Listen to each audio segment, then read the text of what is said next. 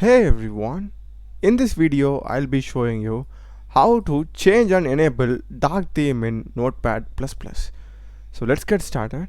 So just open Notepad++ and to the top you'll be having the settings icon.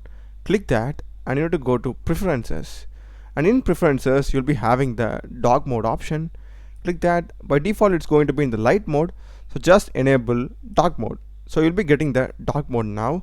So what if you want the dark mode but with different colors? So by default it's going to be in the black color dark mode, and you have red, green, blue, purple, cyan, olive. So you have so many options to choose from, and you also have other customization for top, active, main, error. For example, if you click this, you can choose the color of the text, color of the edge, highlight, disable, link, error, everything. So if you don't want this, you can just click on reset, gives it back to the default one.